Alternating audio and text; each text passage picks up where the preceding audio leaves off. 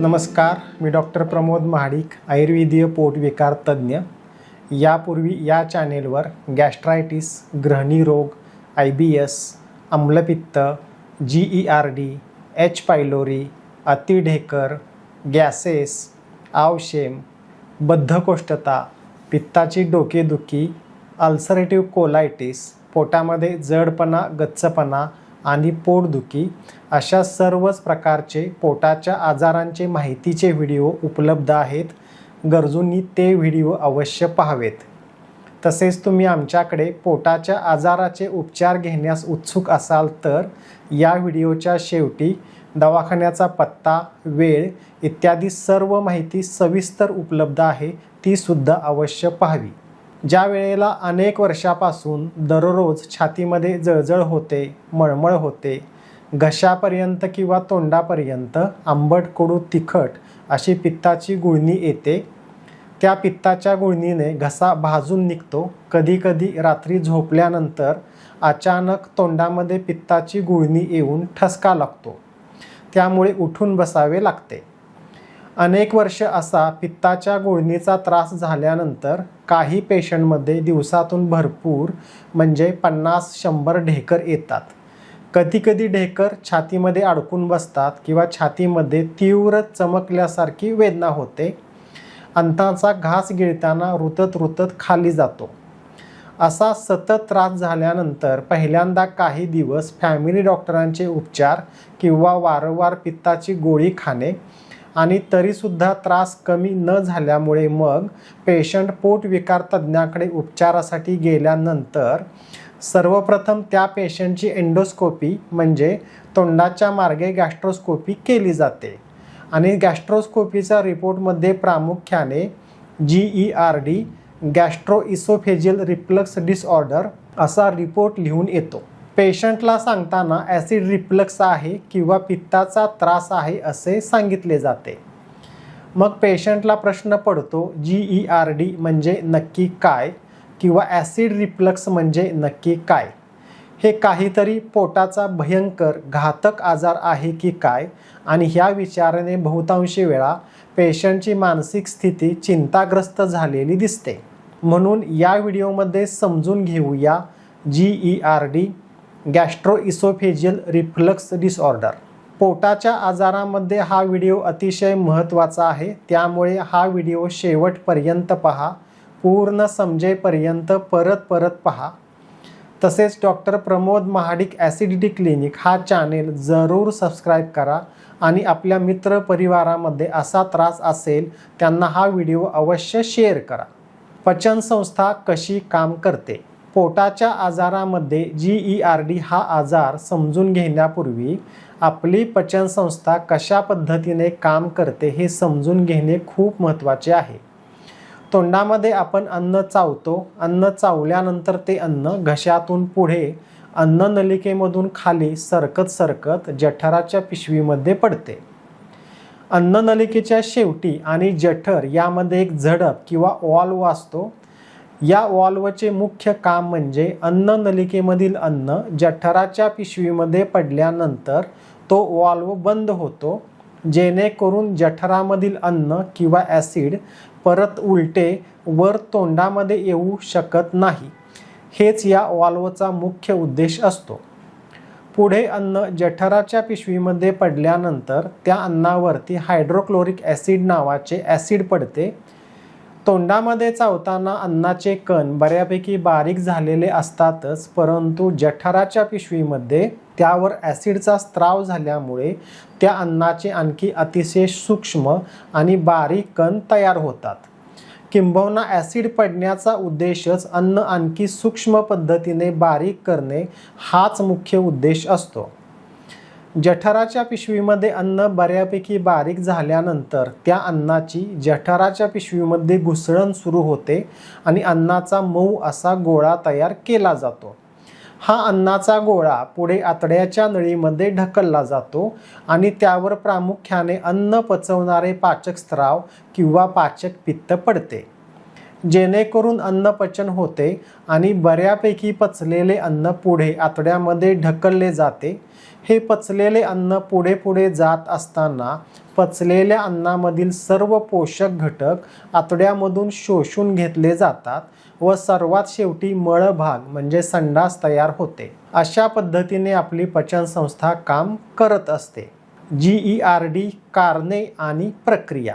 पेशंटच्या स्वतःच्या खाण्यापिण्यातील वागण्यातील चुका, विशेषतः जेवणाच्या वेळा अनियमित किंवा उशिरा असणे, रात्रीचे जागरण, बाहेरचे हॉटेलचे जेवण किंवा तीव्र मानसिक ताणतणाव, सतत असणाऱ्या वेदनाशामक गोळ्या, अशा कोणत्या ना कोणत्या कारणामुळे एकत्रित परिणाम म्हणून कालांतराने 2 गोष्टी घडतात. त्यापैकी नंबर 1, सर्व खाण्यापिण्याच्या वागण्यांच्या चुकांचा परिणाम म्हणून जठरामध्ये होणारे ॲसिड जास्त प्रमाणात तयार व्हायला लागते, ज्याला आपण आम्लपित्त किंवा हायपर ॲसिडिटी असे म्हणतो. त्याचबरोबर नंबर 2ची गोष्ट म्हणजे खाण्यापिण्याच्या व वागण्यांच्या चुकांचा एकत्रित परिणाम म्हणून अन्न पचवणारे जे पाचक स्त्राव आहेत त्या सर्व पाचक स्त्रावांची अन्न पचवण्याची शक्तीसुद्धा कमी होते. GERD पायरी पहिली.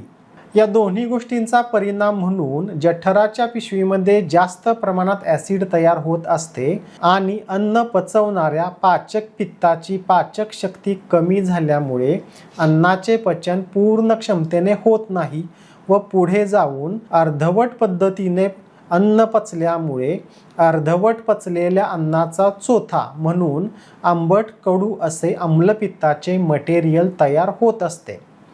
अर्थातच जठराच्या पिशवीमध्ये भरपूर प्रमाणामध्ये आम्लपित्ताचे मटेरियल तयार होणे ही GERD होण्याची पहिली पायरी असते. GERD दुसरी पायरी. पुढे जाऊन जठराच्या पिशवीमध्ये साठून राहिलेले आम्लपित्ताचे मटेरियल जे स्वरूपाने चिकट आहे, त्यामुळे खालच्या छातीमध्ये ज्या ठिकाणी जठराची पिशवी असते त्या ठिकाणी एकदम जड गच्च भरल्यासारखे वाटते. खाल्लेले अन्न त्या चिकट आम्लपित्ताच्या मटेरियलमधून अजिबात पुढे सरकतच नाही असे वाटते. जठराच्या पिशवीमधील त्या साठलेल्या आम्लपित्ताची जळजळ होते, मळमळ होते. कालांतराने जठराच्या पिशवीमध्ये आम्लपित्त साठून जठराच्या पिशवीला सूज येते आणि जठराच्या पिशवीचा आकारसुद्धा मोठा होतो. जठराच्या पिशवीचा आकार मोठा झाल्यामुळे आम्लपित्त स्टोरेज कॅपॅसिटी वाढते आणि त्रासाची तीव्रतासुद्धा वाढते. GERD तिसरी पायरी. जठराच्या पिशवीमध्ये भरपूर प्रमाणामध्ये साठून राहिलेल्या चिकट, आंबट कडू तिखट व गरम स्वरूपाच्या आम्लपित्ताच्या मटेरियलचे प्रेशर जठराची पिशवी आणि अन्ननलिका यामध्ये जी झडप किंवा वॉल्व असतो त्यावरती पडते आणि त्या आम्लपित्ताच्या प्रेशरमुळे वॉल्व शिथिल पडतो किंवा लूज होतो. म्हणजेच तो वॉल्व जो पूर्ण बंद व्हायला पाहिजे तो होत नाही, थोडा उघडा राहायला लागतो. त्यामुळे मग जठराच्या पिशवीतील आम्लपित्ताचे मटेरियल जठर आणि अन्ननलिकेमधील वॉल्व अर्धवट बंद किंवा उघडा राहिल्यामुळे उलट वरच्या दिशेने अन्ननलिकेमध्ये येते, ज्याला आपण GERD म्हणजेच ॲसिड रिफ्लक्स म्हणजेच गॅस्ट्रोइसोफेजियल रिफ्लक्स डिसऑर्डर असे म्हणतो. अशा प्रकारे या तिन्ही पायऱ्यांचा सारांश. नंबर 1, खाण्यापिण्यातील व वागण्यातील चुकामुळे जास्त प्रमाणामध्ये आम्लपित्ताचे मटेरियल तयार होणे. नंबर 2, ते आम्लपित्ताचे मटेरियल जठराच्या पिशवीमध्ये साठून राहणे आणि त्याचे प्रेशर जठर आणि अन्ननलिकेमधील वॉल्ववरती पडून तो वॉल्व लूज पडणे. आणि नंबर 3, वॉल्व लूज पडल्यामुळे जठराच्या पिशवीमधील आम्लपित्ताचे मटेरियल उलटे अन्ननलिकेमध्ये घशाच्या मुळापर्यंत येणे म्हणजेच GERD. GERD ॲसिड रिफ्लक्स लक्षणे. फक्त आम्लपित्तांच्या लक्षणांचा विचार करताना छातीमध्ये तीव्र जळजळ होते, वारंवार मळमळ होते, तोंडामध्ये आंबट कडू तिखट गुळण्या येतात, भरपूर ढेकर येतात, पोटामध्ये खूप जडपणा गच्चपणा येतो आणि सतत बारीक बारीक पोट दुखते. काही पेशंटमध्ये पित्ताच्या उलट्यासुद्धा होतात. आम्लपित्तामधील हे सर्व त्रास किंवा लक्षणे आहेत तशीच लक्षणे GERD असतातच. मग GERD या त्रासाचे वेगळेपण नक्की काय असते असा प्रश्न आपल्या मनामध्ये तयार होतो. मग ह्या प्रश्नाचे उत्तर समजून घेताना सर्वात महत्त्वाची गोष्ट म्हणजे पेशंटमध्ये जठराच्या पिशवीमध्ये भरपूर आम्लपित्त आहे आणि आम्लपित्ताची सर्व लक्षणे सुद्धा दिसत आहेत. परंतु कालांतराने भरपूर आम्लपित्ताचा परिणाम म्हणून अन्ननलिका आणि जठराच्या पिशवीमधील जो वॉल्व असतो तो वॉल्व लूज पडतो आणि त्यामुळे आम्लपित्ताचे मटेरियल अन्ननलिकेमध्ये अगदी घशाच्या मुळापर्यंत जाते. ज्या वेळेला अन्ननलिकेमध्ये ॲसिड येते त्यावेळी मात्र ॲसिड सहन करण्याची अन्ननलिकेची क्षमता अजिबात नसते. म्हणजेच जठराच्या पिशवीमधील आम्लपित्ताचे मटेरियल किंवा ॲसिड अन्ननलिकेमध्ये आल्यामुळे ॲसिडमुळे अन्ननलिकासुद्धा पूर्ण भाजून निघते. अन्ननलिकेला बारीक बारीक सालपटल्यासारख्या जखमासुद्धा होतात आणि अन्ननलिकेला तीव्र सूज होते. त्याचा परिणाम म्हणून मग छातीमध्ये वर घशाच्या मुळापर्यंत जळजळ होते किंवा घशाच्या मुळापर्यंत सुद्धा बारीक बारीक दुखायला सुरुवात होते. अन्ननलिकेला सूज आल्यामुळे घशाच्या मुळाशी रुतल्यासारखे बारीक बारीक दुखायला लागते किंवा छातीमध्ये प्रामुख्याने हृदयाच्या दिशेने तीव्र चमकल्यासारखी वेदना होते.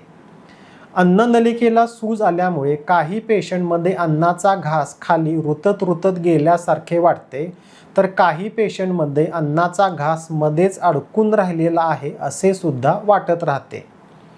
अन्ननलिकेला सूज आल्यामुळे जोराचा हिसका बसल्यासारखे ढेकरसुद्धा भरपूर येतात.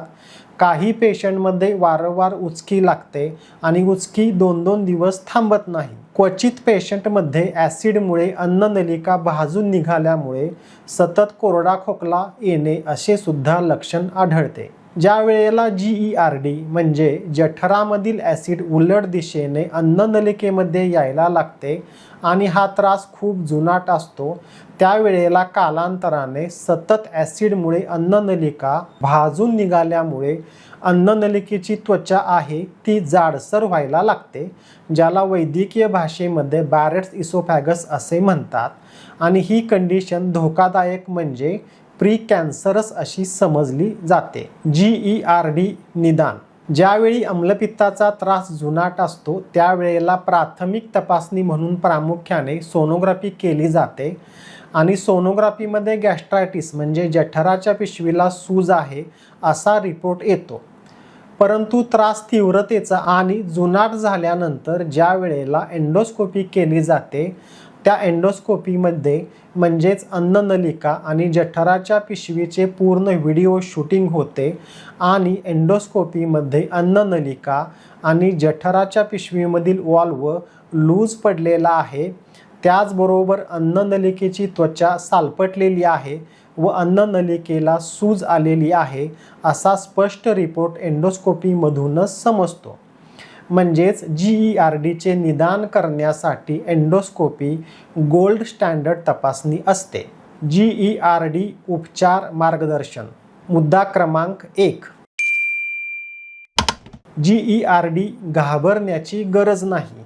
GERD हा पोटाच्या आजारामध्ये काही तर संपूर्ण वेगळा आणि भीतीदायक आजार आहे असे नसून GERD हा आम्लपित्त या आजाराचे एक्सटेन्शन म्हणजे पुढची पायरी आहे असे आपण म्हणू शकतो.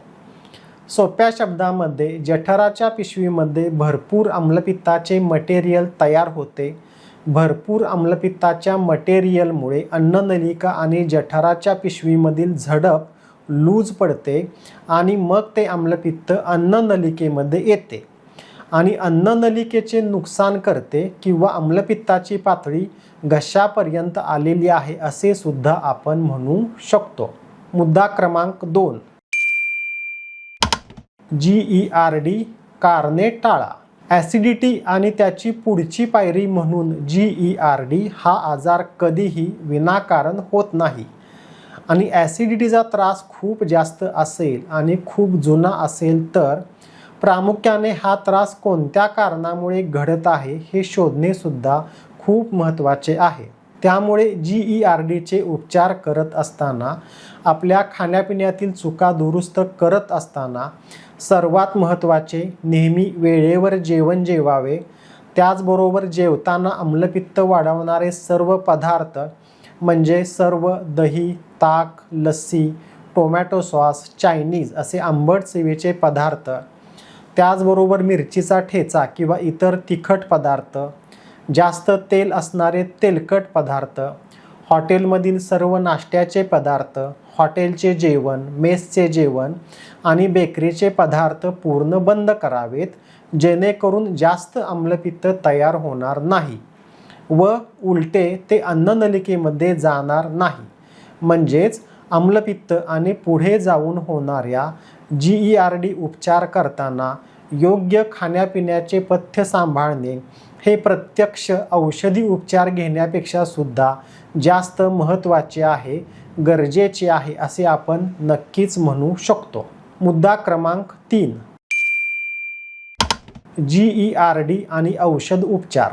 GERD किंवा ॲसिड रिफ्लक्स हे उपचार करताना प्रामुख्याने ॲसिड तयार होण्याचे प्रमाण नियंत्रित आणणाऱ्या पित्तशामक गोळ्या हाच प्रमुख उपचार केला जातो. पित्तशामक गोळ्यामुळे ॲसिड आणि आम्लपित्त तयार होण्याचे प्रमाण नियंत्रणात येते आणि त्रासाची तीव्रता नक्कीच कमी होते. परंतु महत्त्वाची गोष्ट म्हणजे फक्त आणि कायम पित्तशामक गोळ्या खाणे हा परिपूर्ण उपचार आपण म्हणू शकत नाही, कारण आम्लपित्त तयार होण्याची प्रक्रिया सुरू आहे. मी रोज पित्तशामक गोळी खातो, त्यामुळे आज तयार होणारे आम्लपित्त थोडे आटोक्यात येते आणि माझी जळजळ मळमळ कमी होते. म्हणजेच पित्ताच्या गोळ्यामुळे फक्त लक्षणात्मक उपचार होतो. ॲसिड रिफ्लक्सचा आजार मुळापासून बरा होत नाही हे सुद्धा तितकेच सत्य आहे. मुद्दा क्रमांक 4. GERD आणि शस्त्रक्रिया. अतिशय जुनाट आणि अतिशय तीव्रतेच्या आम्लपित्ताच्या काही पेशंटमध्ये अन्ननलिकेचे खूप जास्त नुकसान झालेले असते. अन्ननलिकेची त्वचा खूप सुजलेली असते किंवा अन्ननलिकेला जखमा म्हणजे अल्सरसुद्धा झालेले असतात आणि कालांतरामुळे ॲसिडमुळे अन्ननलिकेची त्वचा खूप जाडसर होते, ज्याला वैद्यकीय भाषेमध्ये बॅरेट्स इसोफॅगस असे म्हणतात. अशा परिस्थितीमध्ये पेशंटला फंडोप्लिकेशन नावाची जठराची पिशवी आणि अन्ननलिका यामध्ये जी झडप असते ती झडप टाईट करण्याची शस्त्रक्रिया करण्याचा सल्ला दिला जातो. काही पेशंटमध्ये शस्त्रक्रिया करणे खूप गरजेचे असते आणि फायद्याचे सुद्धा असते. मुद्दा क्रमांक 5. शस्त्रक्रिया हा परिपूर्ण उपचार नाही. अन्ननलिकेमध्ये खूप जास्त नुकसान होऊन अन्ननलिकेची त्वचा खूप सुजलेली असेल किंवा अल्सर तयार झाला असेल किंवा बॅरेट्स इसोफॅगसमुळे अन्ननलिकेची त्वचा जाडसर झाली असेल, अशा प्रसंगी फंडोप्लिकेशन नावाची जठर आणि अन्ननलिकेमधील वॉल्व टाईट करण्यासंदर्भातील शस्त्रक्रिया करण्याचा सुद्धा सल्ला दिला जातो. आणि जरी शस्त्रक्रिया केली तरीसुद्धा फक्त शस्त्रक्रिया करणे याला आपण परिपूर्ण उपचार म्हणू शकत नाही, कारण अतिप्रमाणात तयार होणारे आम्लपित्त पूर्वी जसे तयार होत होते सध्या ते तसेच तयार होत आहे आणि जास्त प्रमाणात ॲसिड तयार झाल्यामुळे GERD हा त्रास होण्याची प्रक्रियासुद्धा तशीच सुरू आहे. त्यामुळे जरी ऑपरेशन केले तरीसुद्धा आम्लपित्त तयार होण्याची प्रक्रिया पूर्ण नियंत्रणात आणणे किंवा ती पूर्ण दुरुस्त करणे हे सुद्धा त्याबरोबरीने तितकेच गरजेचे आहे. आम्लपित्त नियंत्रणात नसेल तर शस्त्रक्रिया फक्त आपण तात्पुरती डागडुजी केली असे म्हणू शकतो. मुद्दा क्रमांक GERD आणि परिपूर्ण उपचार. GERD किंवा ॲसिड रिफ्लक्स परिपूर्ण उपचार करताना नंबर 1. आम्लपित्त तयार होण्याची नेमकी काय कारणे आहेत ते कारणे शोधून काढणे व सर्व कारणे दुरुस्त करणे, म्हणजे प्रामुख्याने पेशंटची सुयोग्य दिनचर्या, वेळेवर झोप, पुरेशी झोप, वेळेवर जेवण आणि योग्य जेवण. नंबर 2, पोटामधील आम्लपित्त तयार होण्याची प्रक्रिया पूर्ण दुरुस्त करणे, म्हणजे खाल्लेले अन्न पूर्ण क्षमतेने पचणे, पोटामध्ये जास्त प्रमाणात तयार होणारे ॲसिड औषधी उपचारांच्या साहाय्याने पूर्ण नियंत्रित करणे. आणि नंबर 3, जास्त ॲसिड तयार झाल्यामुळे त्या ॲसिडमुळे होणारी जठराची पिशवी आणि अन्ननलिकेचे नुकसान पूर्ण भरून काढणे, म्हणजेच जठराच्या पिशवीची आणि अन्ननलिकेची त्वचा पूर्ण नवीन तयार करणे. या मुख्य 3 उपचार पद्धतीमुळे GERDचे मुळापासून आणि परिपूर्ण उपचार नक्कीच होऊ शकतात. सर्वात शेवटी महत्त्वाचे, खाण्यापिण्याच्या व वागण्यातील चुकामुळे भरपूर प्रमाणामध्ये आम्लपित्त तयार होते. त्या आम्लपित्तामुळे जठर आणि अन्ननलिकेमधील झडप किंवा वाल्व लूज पडतो आणि ते आम्लपित्त उलटे अन्ननलिकेमध्ये जाते व त्यामुळे अन्ननलिकेचे नुकसान होते किंवा सूज येते, ज्याला GERD असे म्हणतात. GERDचे परिपूर्ण उपचार करताना योग्य खाण्यापिण्याचे पथ्य, आम्लपित्ताचे मुळापासून औषधी उपचार, ॲसिडमुळे अन्ननलिकेचे झालेले पूर्ण नुकसान भरून काढून आपण कायम स्वरूपाने GERD या आजारातून निश्चितपणे बरे होऊ शकतो. आपण डॉक्टर प्रमोद महाडिक यांच्याकडे पोटाच्या आजारावर आयुर्वेदिक उपचार घेण्यास उत्सुक असाल तर पहिल्यांदा डॉक्टरांना प्रत्यक्ष भेटणे गरजेचे आहे. पेशंटला प्रत्यक्ष न पाहता थेट ऑनलाईन पद्धतीने उपचार उपलब्ध नाहीत. डॉक्टर प्रमोद महाडिक BAMS हे पोटाच्या आजारावरील आम्लपित्त, GERD, हियाटस हर्निया, गॅस्ट्रायटिस, आतड्याची सूज, ग्रहणी रोग, IBS, आवशेम, दिवसातून 7-8 वेळा संडासला जाणे, बद्धकोष्ठता, पोटात जडपणा, गच्चपणा, गॅसेस, अतिढेकर, जुनाट पोटदुखी, उलट्या आणि पित्ताची डोकेदुखी अशा सर्वच पोटाच्या आजारांवर यशस्वी उपचार करण्यासाठी सुप्रसिद्ध आहेत. आपल्याला पोटाच्या आजारावर यशस्वी उपचार घ्यायचे आहेत असा ठाम निर्णय असेल तरच प्रत्यक्ष संपर्क साधावा व येताना फोनवरून अपॉइंटमेंट घेऊनच यावे. येताना आपले सर्व रिपोर्ट म्हणजे सोनोग्राफी, एंडोस्कोपी, रक्ताच्या तपासण्या व आधीच्या उपचाराची सर्व माहिती अवश्य घेऊन यावी. विशेष सूचना, आमच्याकडे फक्त पोटाच्या आजाराचेच यशस्वी आयुर्वेदिक उपचार केले जातात. पेशंटला पहिल्यांदा प्रत्यक्ष डॉक्टरांना भेटणे गरजेचेच असते, कारण पेशंटला प्रत्यक्ष चेक केल्याशिवाय, पेशंटला सर्व प्रश्न विचारल्याशिवाय पोटाच्या आजाराचे योग्य निदान होत नाही व पेशंटला त्याच्या आजाराविषयी सर्व माहिती दिल्याशिवाय, संपूर्ण पथ्य समजून सांगितल्याशिवाय पोटाचे आजार कायमस्वरूपाने बरे करण्यासाठी यश येत नाही. म्हणून पेशंटला पहिल्यांदा प्रत्यक्ष दाखवायला येणे खूप गरजेचे असते. लांबचा पेशंट दाखवायला आल्यानंतर त्याचे सर्व व्हिडिओ रेकॉर्ड केले जाते. त्यानंतर लांबच्या पेशंटला प्रत्येक वेळी येणे गरजेचे नसते. त्याची पुढील सर्व औषधे पोस्टाने घरपोच मिळण्याची सुविधा उपलब्ध आहे. Doctor Pramod Mahadik acidity clinic विटा, खास पोटाच्या आजाराचा दवाखाना. आमचा पत्ता भाजी मंडई इमारतीमध्ये, वरचा मजला, मायनी रोड, @पोस्ट विटा, जिल्हा सांगली. संपर्क 9011 2619 20 किंवा 8855 04 08 34. फोन संपर्क वेळ फक्त सकाळी 11 ते संध्याकाळी 4 पर्यंत. दवाखाना वेळ सोमवार ते शनिवार सकाळी 10 ते संध्याकाळी 5 वाजेपर्यंत. रविवारी सुट्टी.